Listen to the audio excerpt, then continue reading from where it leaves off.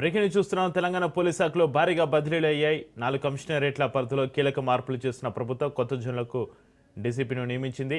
మొత్తం 20 మంది ఐపీఎస్ అధికారుల బదిలీకి సిఎస్ రామకృష్ణారావు ఉత్తర్వులు జారీ చేశారు. సిద్దిపేట కొత్త సిపిగా రష్మి పెరుమాల్ నియమించారు. ఇక చివెంల డీసీపీగా యోగేష్ గౌతమ్, కుక్కటిపల్లి డీసీపీగా రితిరాజ్, రాజేందర్ నగర్ డీసీపీగా శ్రీనివాస్, ఉప్పల్ డీసీపీగా సురేష్ను నియమిస్తూ ఉత్తర్వులు జారీ చేశారు.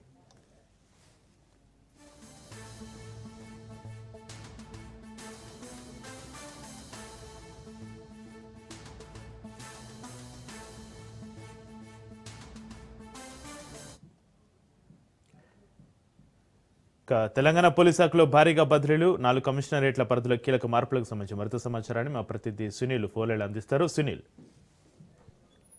రాష్ట్ర ప్రభుత్వము నూతనంగా 3 కమిషనరేట్ తో పాటు మరొక కమిషనరేట్ ఫ్యూచర్ సిటీ నూతనంగా ఏర్పాటు చేసినటువంటి ఫ్యూచర్ సిటీ కమిషనరేట్ తో పాటు మొత్తం 4 కమిషనరేట్ పరిధిని ఏర్పాటు చేయండి. ఈ 4 కమిషనరేట్ పరిధిలో ఇప్పటికే కమిషనర్లని ఇప్పటికే రాష్ట్ర ప్రభుత్వం నియమించింది. అటు ఫ్యూచర్ సిటీ కమిషనర్ గా గతంలో రాచకొండ పోలీస్ కమిషనర్ గా పనిచేసినటువంటి సుధీర్ బాబుని ఇప్పుడు ఫ్యూచర్ సిటీ కమిషనర్ గా నియమించింది. మరోవైపు హైదరాబాద్ పోలీస్ కమిషనర్ గా ఉన్నటువంటి అవినాష్ మాంతిని ప్రస్తుతము మల్కాజిగిరి కమిషనర్ గా నియమించింది. మరోవైపు హైదరాబాద్ కమిషనర్ గా రమేష్ రెడ్డి, మరొక హైదరాబాద్ పోలీస్ కమిషనర్ గా సజ్జనర్, మొత్తం 4 మాత్రం 4 కమిషనర్ పరిధిలో ఇప్పటికే నియమించిన నేపథ్యంలో ఇక ఆయా కమిషనర్ పరిధిలో విస్తరించిన ప్రత్యేక జోన్లకు సంబంధించిన దానిపై కూడా ఈ రోజు కొంతమంది ఐపీఎస్ అధికారులు, దాదాపు 20 మంది ఐపీఎస్ అధికారులని ఉత్తర్వులు బదిలీ చేస్తూ అటు చీఫ్ సెక్రటరీ రామకృష్ణరావు ఆదేశాలు జారీ చేశారు.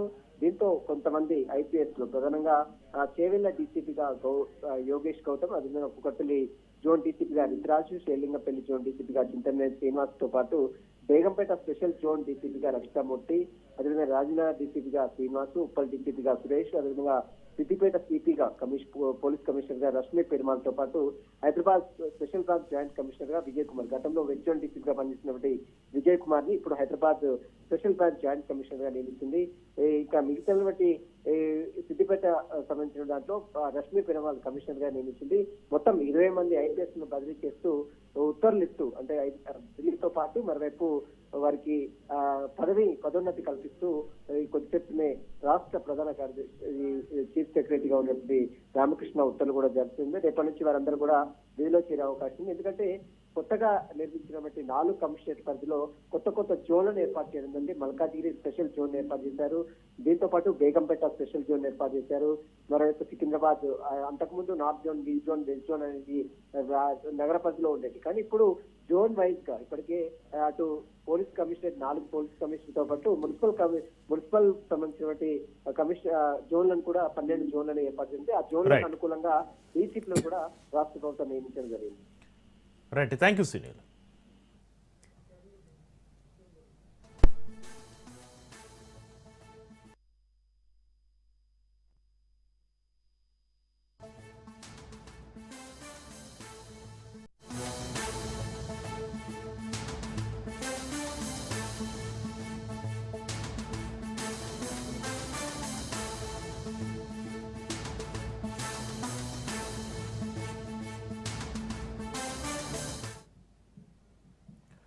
ముషీరాబాద్ పోలీస్ స్టేషన్ పరిధిలోని బోలకపూర్ న్యూ బాగారంలో భారీ అగ్ని ప్రమాదం చోటు చేసుకుంది. ఒక స్క్రాప్ గోదాంలో భారీగా మంటలు ఎగిసిపడుతున్నాయి.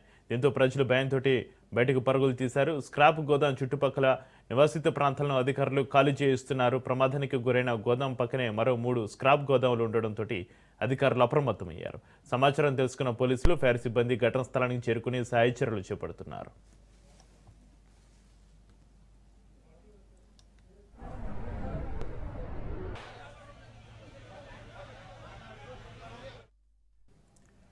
ముషీరాబాద్ పోలీస్ స్టేషన్ పరిధిలోని బోలకపూర్ న్యూ బాగారంలో భారీ అగ్ని ప్రమాదం సంబంధించి మరింత సమాచారాన్ని మా ప్రతినిధి పవన్ ఫోలేలు అందిస్తారు. పవన్, ప్రస్తుతం అక్కడ పరిస్థితి ఏ విధంగా ఉంది?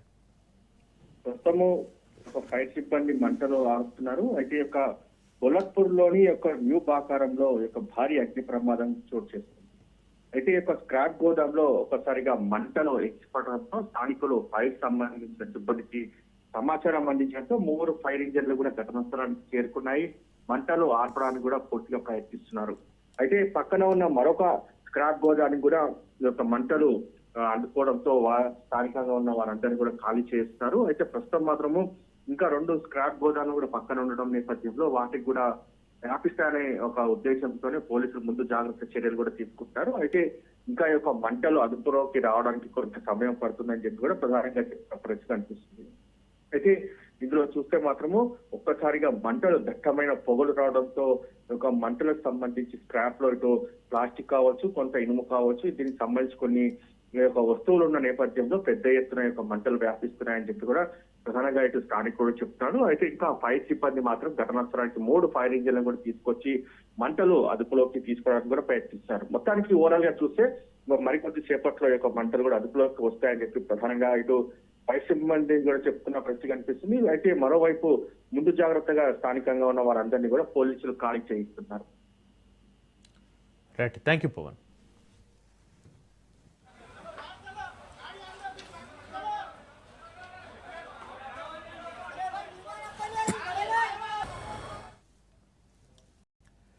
ఖమ్మం జిల్లా పర్యటన ముగించుకుని హైదరాబాద్ తిరుగు పయనమైన కేటీఆర్కు ముజుగూడెం వద్ద అపూర్వ స్పందన లభించింది. కేటీఆర్ వాహనం వస్తుండగా స్థానిక మహిళలు పెద్ద సంఖ్యలో రోడ్డుపైకి వచ్చి ఆయన కాన్వేను అడ్డుకున్నారు.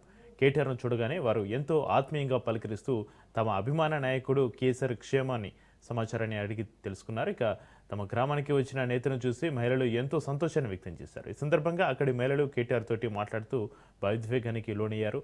మా కేసీఆర్ సార్ను మంచిగా చూసుకున్న ఆయన అంటూ కేటీఆర్కు విజ్ఞప్తి చేయడం అక్కడి వారిని కదిలించింది.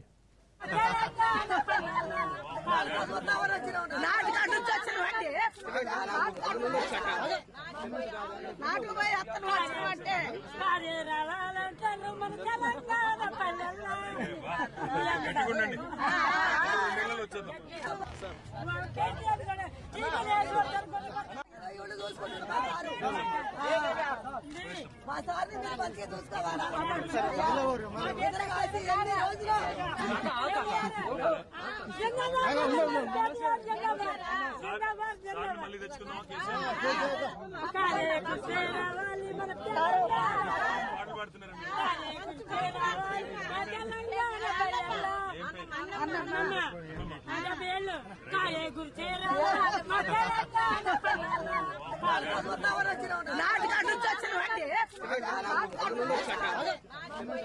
నాటు పోయి అత్తను అంటే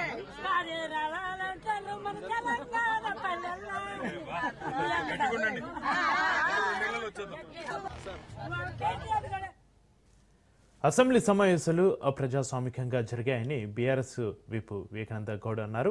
సభా సంప్రదాయాలను మంటగలిపి అసెంబ్లీ రూల్స్ను పాటించలేదని ఆరోపించారు. ఏదైనా పాలసీ రూపొందించే ముందు ప్రతిపక్షాల సలహాలు, సూచనలు తీసుకోవాలని, కానీ అలాంటిది ఏమీ జరగలేదని వివేకానంద గౌడ్ మండిపడ్డారు. ఈ సమావేశాలను గాంధీ భవన్ సమావేశాల్లో మార్చారని, సభ మర్యాదలను నిర్వహించడంలో శ్రీధర్ బాబు విఫలమయ్యారని ఎద్దేవా చేశారు. ఆఖరికి సభా హక్కులను కూడా ఉల్లంఘన, అది కూడా ప్రత్యక్షంగా ముఖ్యమంత్రి గారు. ఈ రకంగా 5 రోజుల యొక్క అసెంబ్లీ పనితీరు 40 గంటల 45 నిమిషాలు పక్కదో పట్టించే ప్రయత్నం, ఎక్కడ కూడా రూల్స్ అంటే మన అసెంబ్లీ రూల్స్ కానివ్వండి, ప్రొసీజర్స్ కానివ్వండి, ఎక్కడ కూడా పాటించకుండా కేవలం ఆత్మస్థుతి పరనిందతోనే కాలయాపన చేసే ప్రయత్నం చేసినారు ఈ 5 రోజులు అసెంబ్లీ సమావేశాన్ని కూడా. వింత పరిస్థితి ఏంటంటే, ఏదైనా జీవో తెచ్చే ముందు, ఏదైనా పాలసీ తెచ్చే ముందు పాలసీ గురించి పాలసీ పెట్టి చర్చిస్తారు. అన్ని పక్షాల యొక్క అభిప్రాయాలు, అన్ని పక్షాల యొక్క సూచనలు, సలహాలు తీసుకొని ఒక పాలసీని రూపొందించే ముందు ప్రభుత్వము ఒక చర్చ పెడుతుంది. కానీ ప్రభుత్వం ఒక తీరు ఏంటంటే ఉల్టా ఉన్నది. జీవో తీసుకొచ్చిన తర్వాత, పాలసీ రూపొందించిన తర్వాత, అమలైన తర్వాత, ప్రకటించిన తర్వాత దానిపైన చర్చ పెడుతుంది. ఈ యొక్క హిల్ట్ పాలసీ ఒక ఎగ్జాంపుల్. ప్రభుత్వం ఒక పనితీరు మొదటి నుంచి కూడా ఇది తిరిగి వస్తాం అన్నది. అంటే ఏ రకంగా ఉందంటే ప్రభుత్వం పనితీరు, కుక్క తోక నూపినట్టు ఉంటుంది, తోకనే కుక్క నూపినట్టు ఉంటుంది. లేదు, ప్రభుత్వం ఒక పనితీరు కుక్క తోక నూపినట్టు ఉంటుంది, తోకనే కుక్క నూపుతున్నట్టు ఈ ప్రభుత్వం పనితీరు మొదటి నుంచి కనపడతా వస్తాం అన్నది ఈ అసెంబ్లీ సమావేశాలు దానికి నిదర్శనం. బీఆర్ఎస్ వర్కింగ్ ప్రెసిడెంట్ కేటీఆర్ పైన ప్రభుత్వ విప్ ఆది శ్రీనివాస్ తీవ్రస్థాయిలో విరుచుకుపడ్డారు. శాసనసభలో సీఎం రేవంత్ రెడ్డిని ఎదుర్కొనే ధైర్యం లేక కేటీఆర్ బయట రోడ్ల వెంట తిరుగుతూ డ్రామాలు ఆడుతున్నారని మండిపడ్డారు. బట్టలు ఒడదీస్తాం, తోలు తీస్తామని తొడలు కొట్టి సవాల్ చేసి తీరా అసెంబ్లీ సమయానికి ఎందుకు డుమ్మా కొట్టారో చెప్పాలన్నారు. కృష్ణా జలాల విషయంలో తెలంగాణకు జరిగిన అన్యాయంలో తాము విలన్లుగా మిగిలిపోతామనే భయం బీఆర్ఎస్ నేతలో నెలకొందని, అందుకే సభకు రాకుండా పారిపోయారని ఎద్దేవా చేశారు. పాలమూరు రంగారెడ్డి ప్రాజెక్టు సోర్స్ను జూరాల నుంచి శ్రీశైలానికి ఎందుకు మార్చారో ప్రజలకు సమాధానం చెప్పాలని ఎమ్మెల్యే ఆది శ్రీనివాస్ డిమాండ్ చేశారు. మాట్లాడడానికి ధైర్యం చాలని కేటీఆర్ గారు అసెంబ్లీకి వచ్చి ప్రజా సమస్యలపై చర్చించడానికి వెనుకాడినటువంటి కేటీఆర్ గారు అంటే అసెంబ్లీలో చర్చ వస్తే రేవంత్ రెడ్డి గారి ముందు ధైర్యంగా మాట్లాడలేమని ఈరోజు రోడ్ల వెంట తిరిగేటువంటి కార్యక్రమాన్ని పెట్టుకొని జిల్లాల పేరిట ఓ రకంగా సర్పంచుల సన్మాన కార్యక్రమం కూడా అక్కడక్కడ తిరుగుతున్న క్రమంలో బీరాలు పోతూ ఈరోజు సన్మాన సభల పేరిట వారు చేస్తున్నటువంటి యాగి ప్రజలందరూ కూడా గమనిస్తారు. కేటీఆర్ కంట్రోల్ తప్పుతున్నట్టుగా కనిపిస్తున్నది. ప్రెస్టేషన్ అనేది స్పష్టంగా కనిపిస్తుంది ఆయన మాటల్లో. ఇంట్లో పోరు, బయటకు వస్తే కవిత గారితో పోరు, ఒకవేళ అసెంబ్లీకి వస్తే ఇప్పుడు ఉపనాయకుడిగా అయినటువంటి హరీష్ రావుతో పోరు. ఓ రకంగా ఆయన మానసికంగా ఇబ్బంది పడుతున్నట్టుగా మనకు కనిపించేటువంటి సందర్భం. ఆయన ఆలోచన తీరు మార్చుకోవాల్సినటువంటి అవసరం ఉందని చెప్పని అనేక సందర్భాల్లో మీరు చెప్పినప్పటికీ మతి తప్పి మాట్లాడేటువంటి మాటలుగా దుర్భాషలు కూడా ఓ స్థాయిని దాటి హద్దు దాటి మాట్లాడుతున్నట్టు సందర్భంలో నాలుగుకు ఎంత వస్తే అంత రాహుల్ గాంధీ గారిని ఇష్టానుసారంగా మాట్లాడిన మాటలు. మా ముఖ్యమంత్రి రేవంత్ రెడ్డి గారు అంటే కూడా కళ్ళల్లో నిప్పులు పోసుకొని మాట్లాడిన మాటలు. మళ్ళీ నిన్నటి రోజు రాహుల్ గాంధీ గారిని రేవంత్ రెడ్డి గారిని ఓ పరుష పదాజాలంతో తిట్టేటువంటి క్రమంలో సభ్య సమాజం కూడా తీవ్రంగా తప్పుపట్టేటువంటి పదాలను వాడడాన్ని మేము తీవ్రంగా ఖండిస్తున్నారన్నమాట చెప్తా ఉన్నాం. కేటీఆర్ గారు వెంటనే రాహుల్ గాంధీ గారికి రేవంత్ రెడ్డి గారికి క్షమాపణ చెప్పాలని చెప్పి నేను డిమాండ్ చేస్తా ఉన్నా. భూమతును రక్షించుకుంటూ రైతుల ఆదాయం పెంచాలన్నారు AP deputy CM Pawan Kalyan. ఉద్యాన సాగులో వైవిధ్యం భూమికి రక్షణ కవచం లాంటిదన్నారు. విభిన్న రకాల పంటల సాగుకు రైతులను ప్రోత్సహించాలని సూచించారు. 50% గ్రీన్ కవర్ ప్రణాళికల అమలులో ఉద్యాన శాఖ పాత్ర కీలకమన్నారు. అటవీ ఉద్యాన శాఖ ఉన్నతాధికారులతో AP deputy CM Pawan Kalyan చర్చించారు.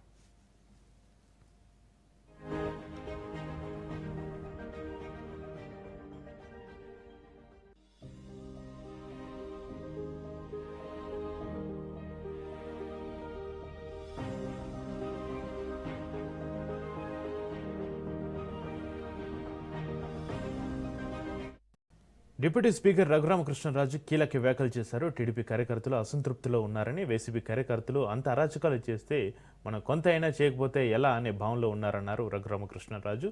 చంద్రబాబు నాయుడు అరాచకులను ప్రోత్సహించే వ్యక్తి కాదని, ఆయనది గాంధీ మార్గమన్నారు రఘురామకృష్ణరాజు.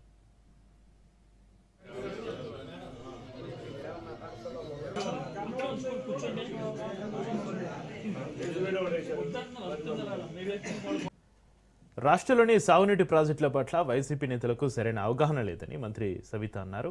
మిడిమిడి జ్ఞానంతో ఇష్టానుసారంగా మాట్లాడుతున్నారని ఆరోపించారు. కడప జిల్లా కలెక్టరేట్లోని సభాభవన్లో జరిగిన జిల్లా అభివృద్ధికి సంబంధించి రివ్యూ మీటింగ్కు మంత్రి సవిత హాజరయ్యారు. ఈ సమావేశంలో జిల్లాలోని అందరూ ప్రజాప్రతినిధులు, అధికారులతోటి వివిధ అంశాలపైన చర్చించారు. అనంతరం వైసీపీ నేతలు కేవలం కూటమి ప్రభుత్వంపైన విమర్శలు చేయడానికే సమయాన్ని వెచ్చిస్తుందని విమర్శించారు. రాష్ట్రానికి అభివృద్ధితో పాటుగా సంక్షేమ ఫలాలు అందించే దిశగా కూటమి ప్రభుత్వం పాలన సాగిస్తుందని, రాష్ట్రంలోని సాగునీటి విషయంలో ఎలాంటి అన్యాయం జరగబోదని మంత్రి సవిత స్పష్టం చేశారు.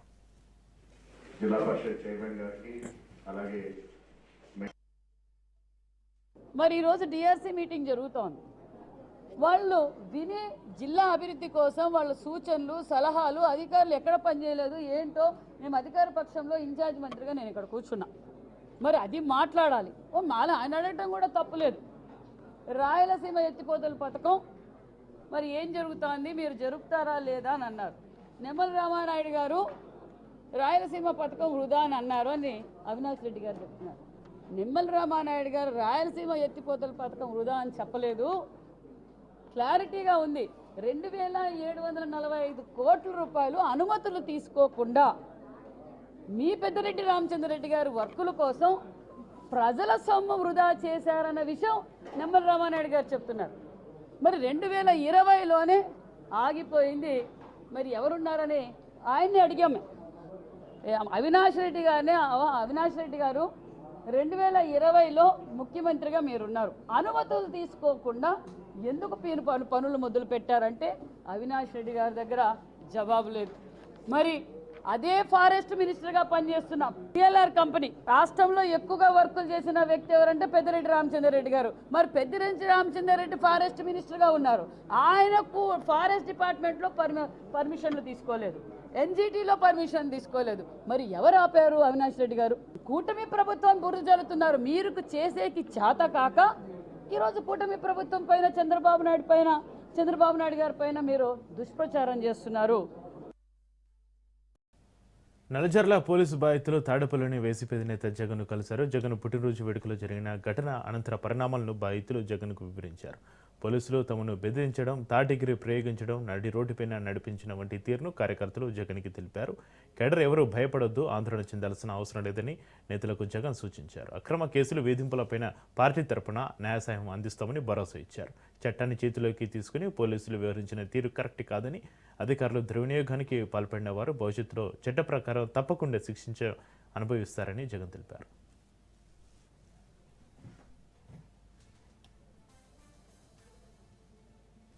వ్యవసాయానికి నీళ్లు లేక పండించిన పంటలకు గిట్టుబాటు ధర లేక రైతులు తీవ్ర ఇబ్బందులు పడుతున్నారని మాజీ ఎమ్మెల్యే కేతిరెడ్డి వెంకటరామరెడ్డి అన్నారు. అనంతపురం జిల్లా ధర్మవరం నియోజకవర్గంలో గత 2 సంవత్సరాల నుంచి చెరువులకు నీళ్లు లేక రైతులు తీవ్ర ఇబ్బందులు పడుతున్నారని ఆరోపించారు. అవగాహన రాహిత్యంతో బేషజాలకు పోయి రైతులకు అన్యాయం చేయడం సరైంది కాదన్న కేతిరెడ్డి నియోజకవర్గంలో కుడి కాలువకు సంబంధించి 24 చెరువులకు నీళ్లు ఇచ్చే విధంగా చర్యలు తీసుకోవాలని ప్రభుత్వాన్ని కోరారు. ఎప్పుడు చుట్టం చూపుగా వచ్చి వెళ్లే వ్యక్తికి నియోజకవర్గంలో ఎన్ని చెరువులు ఉన్నాయో తెలియని పరిస్థితిలో మంత్రి సత్యకుమార్ ఉన్నారని విమర్శించారు.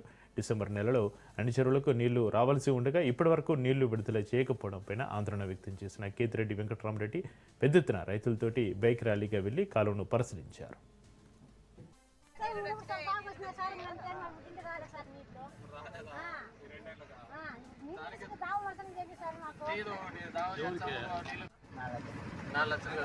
రేటు బాగానే ఉందనుకుంటా కదా, అయిపోయిందా? ఎన్ని లీటర్లేనే? ఎంత తమ్మినా? ఇప్పుడైనా పెండ ఇంతకుముందు కూడా వేసి ఈసారేనా? ఇంతకుముందు ఏం వేస్తా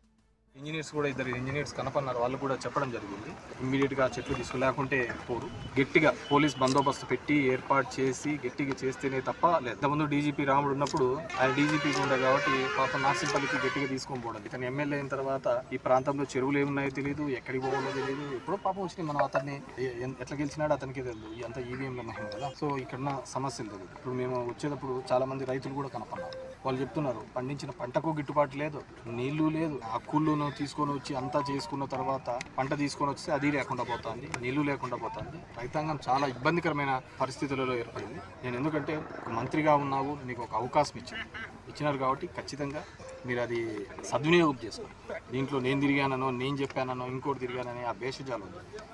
మొన్న కూడా అంతే, తుంపర కట్టకపోయి తెలీదు పెట్టదు, ఊరికి పీకి పడేసినారు. మళ్ళీ నిన్న పోయి కలెక్టర్కి పోతే కలెక్టర్ ఉండి సరే రీస్టోర్ చేస్తాం. రీస్టోర్ చేసేటప్పుడు వాళ్ళు కేవలం 2 పైపులు మాత్రమే ఇచ్చారు. అంతకుముందు 6-7 పైపులు ఉంటాయి. ఎందుకే ఇట్లా చేస్తున్నావు? నేను ఇంజనీర్లతో మాట్లాడితే సార్ మీ వాళ్ళే సార్, అదంతా పీకి ఇప్పుడు గందరగోళం చేసి అంతా రూల్ ప్రకారం పోవాలని చెప్పినారు సార్. సరే రూల్ ప్రకారం పోయినా ఇది అంటే సరే ఎక్కువనే ఇస్తాను సార్ అంటే ఊరికి తెలియని చేష్టలు చేసుకుంటా మొత్తం అంతా గబ్బులు చెప్తారు. ఈరోజు రైతాంగం చాలా ఇబ్బందికరమైన పరిస్థితిలో ఉంది. ఖచ్చితంగా మీరు ఈ చెరువులన్నింటినీ నింపాలి.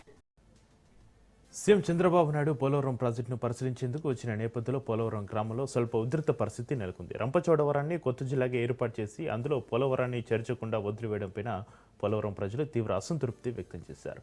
ఈ నిర్ణయం తమకు తీరని అన్యాయం అంటూ ప్లకార్డులు ప్రదర్శించి నిరసనకు దిగారు. పోలవరం ప్రాజెక్టు కోసం తమ భూములు, జీవనోపాధులు త్యాగం చేసినా తమ గ్రామానికి గుర్తింపు ఇవ్వకపోవడం అన్యాయమన్నారు. దీనిపైన మరింత సమాచారాన్ని మా ప్రతినిధి కిరణ్ అందిస్తారు. ఏలూరు జిల్లా పోలవరం నియోజకవర్గంలో ముఖ్యమంత్రి నారా చంద్రబాబు నాయుడు పర్యటనలో భాగంగా ఇక్కడ ఉన్నటువంటి పోలవరం నియోజకవర్గం ప్రజలు ఇక్కడ ఆందోళన కార్యక్రమం చేపట్టారు. నేతలు ముఖ్యమంత్రి నారా చంద్రబాబు నాయుడు కలవడానికి ఎవరైతే వస్తున్నారో నేతలు వాళ్ళని అడ్డగించి ఎవరైతే సమాచార శాఖ మంత్రి ఎవరైతే ఉన్నారో గొలుసు పాదయాత్రను కూడా అడ్డగించి వాళ్ళ పోలవరం జిల్లాని కేంద్రంగా చేసుకుని ప్రత్యేక జిల్లాగా ప్రకటించాలని చెప్పి ఇక్కడ ఆందోళన కార్యక్రమం చేపట్టారు. వాళ్ళని అడిగి మనం తెలుసుకుందాం. ఎందుకని మీరు ఈ కార్యక్రమం చేస్తున్నారు? పోలవరం ప్రజలం ఇప్పుడు దాకా ఎన్నో వేల ఎకరాల భూములు కోల్పోయాం.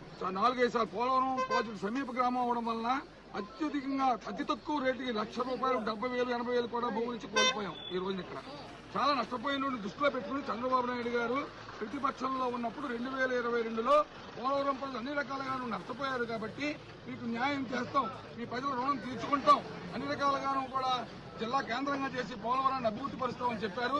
దాన్ని చేయమని చెప్పి మేము సవినయంగా కోరుతా ఉన్నాం. ఇంకొక రెండో డిమాండ్ ఏంటంటే జిల్లా కేంద్రంగా చేయడంతో పాటు ఒక మన జిల్లాలు ఏర్పాటు చేయడం సబ్ కమిటీ ఎలా వేశారో అలా ప్రత్యేకించి పోలవరం మీద దృష్టిని పెట్టి ఒక మంత్రుల స్థాయిలో ఒక కమిటీని ఏర్పాటు చేసి పోలవరంలో రౌండ్ టేబుల్ సమావేశాన్ని పెట్టి ప్రజలకు ఏం కావాలి, రైతులు ఏ రకంగా నష్టపోతున్నారు, కూలీలు ఏ రకంగా నష్టపోతున్నారు, చేతి కార్మికులు ఏ రకంగా నష్టపోతున్నారు, వ్యాపారులు ఏ రకంగా నష్టపోతున్నారు లోతుగా అధ్యయనం చేసి దీని మీద పోలవరం ప్రజలకి మీ తగిన న్యాయం చేయాల్సిందిగా మీకు కోరుతా ఉన్నాం. పోలవరం ప్రాజెక్టు జీవనాడి ఆంధ్రప్రదేశ్కి, కానీ పోలవరం ప్రాజెక్టులు ఏడిపించడం, పోలవరం ప్రజలు ఏడ్చే పరిస్థితిలో ఈ రోజు ఉన్నాం. మీ అందరం కూడాను దయచేసి మమ్మల్ని ఏడిపించవద్దని కోరుతా ఉన్నాం. మీరు కనుక సహకరించి ఆజన్మాంతం మీరు రుణం తీర్చుకుంటాం, మీ పేరు ఉంచుకుంటాం. కాటన్ మహాసేడు కడితే కాటన్ బ్యారేజీలు ఎలా అయితే పేరు ఉండిపోయిందో పోలవరం ప్రాజెక్టు మీరు కూడా కట్టి నిలబెట్టుకుని ప్రజల హృదయాల్లో మీరు ఉండిపోవాలంటే మీరు మాకు ఇచ్చిన మాట నిలబెట్టుకోవాలి. ఆ పోలవరం ప్రజల యొక్క న్యాయం చేయాలి, ఇక్కడ బతుకు తెరువులు ఏర్పాటు చేయాలి, పరిశ్రమలు ఏర్పాటు చేయాలి, పర్యాటక రంగాన్ని అభివృద్ధి పరచాలి. అన్ని రకాలుగాను చేస్తేనే కానీ పోలవరంకి దారి తిన్ను లేదు. దయచేసి మీరు ఒక మంత్రుల స్థాయిలో సబ్ కమిటీని ఏర్పాటు చేసి మా యొక్క బాధను అర్థం చేసుకుని మీరు ప్రత్యేక దృష్టి సారించవలసిందిగా సౌనీయంగా కోరుతా ఉన్నాం. చంద్రబాబు నాయుడు గారి యొక్క పర్యటనలో భాగంగా ఆందోళన వ్యక్తం చేస్తున్నారు. వాళ్ళు చెప్పినట్టు వివరాల ప్రకారంగా కూడా పోలవరాన్ని కేంద్రంగా చేసుకుని పోలవరం జిల్లాని ప్రకటించాలని, జీవనాడిని ఉపయోగించేటువంటి ఈ పోలవరం ప్రాజెక్టుని నిర్లక్ష్యం చేస్తున్నారని, ఎప్పుడైతే ఎన్నికల సమయంలో ఏదైతే హామీ ఇచ్చారో ఆ హామీ ప్రకారంగా పోలవరం జిల్లా కేంద్రంగా చేసుకుని జిల్లాను ప్రకటించడం కూడా ఇక్కడ ఆందోళనకారులు కూడా ఇక్కడ చెప్పడం జరుగుతున్నది. కెమెరామెన్ బాబీస్తో రాజ్ న్యూస్. ప్రముఖ నటుడు దర్శకుడు కె భాగ్యరాజ్ భారతీయ చలనచిత్ర పరిశ్రమలో 50 ఏళ్ల సినీ ప్రస్థానాన్ని పూర్తి చేసుకోవడంతో చెన్నైలో ఘనంగా వేడుకలు నిర్వహించారు. ఈ కార్యక్రమంలో సూపర్ స్టార్ రజనీకాంత్, సంగీత దర్శకుడు ఇళయరాజా, నటుడు మోహన్ బాబు, నటి రోజా పాల్గొన్నారు. ఎన్నో తరాలను అలరించిన ఆయన ప్రయాణాన్ని పలువురు ప్రశంసించారు.